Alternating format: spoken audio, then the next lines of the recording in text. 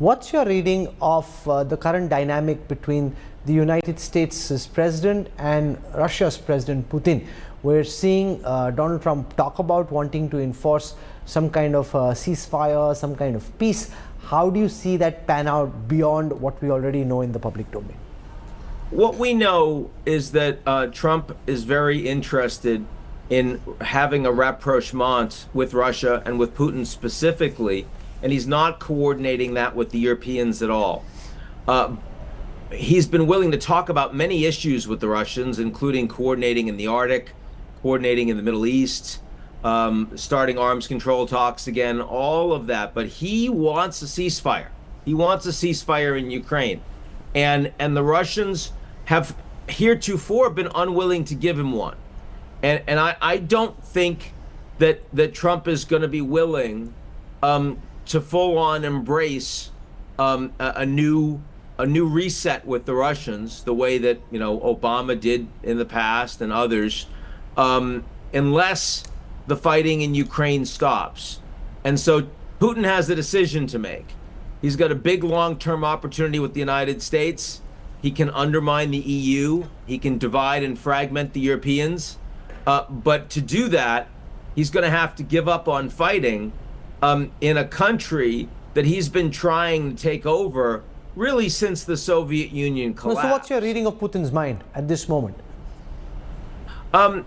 I think that he has believed that he can string Trump along, because Trump has been giving, he's got carrots and sticks, but the sticks have all been used against the Ukrainians, the suspension of intelligence, the suspension of military support, while the carrots have all been used with Putin. And I think Putin wants to see if he can keep that going, extend and pretend. I think that's the strategy. And Trump is starting to get a little angry, right? Trump is now saying, well, if the Russians are, I'm losing patience, I'm going to put sanctions against all Russian oil export, which would hit China, would hit India pretty badly, because, so much low-cost Russian oil goes directly to India, more than goes to China, actually.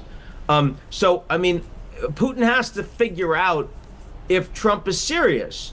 And, there have been, in the last 24 hours, there have been a number of Trump advisors that have recommended that Trump not do another phone call with Putin until a ceasefire is in place. Now, is Trump going to listen to those advisors? We'll see.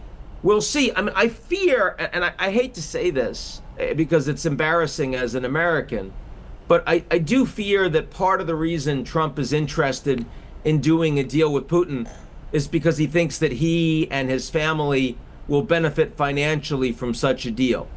I mean, we've seen that with the Saudis historically, of course, and that was a big piece of why Trump goes first to Saudi Arabia in his first presidency. He's going to go first to Saudi Arabia in his second presidency.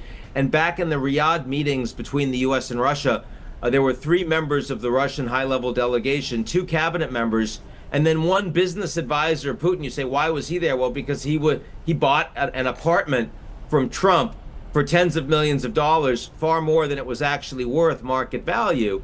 And that's a pretty strong message that the cash register is open if a deal is done. And one of the things we know about Trump is that he's very transactional. If you pay him, if you give money to his campaign, if you support his cryptocurrency, if you help his family, that he will do things directly for you using policy. And in that regard, the American president puts himself before the American people, which is something no president should ever do. But that is where we are right now.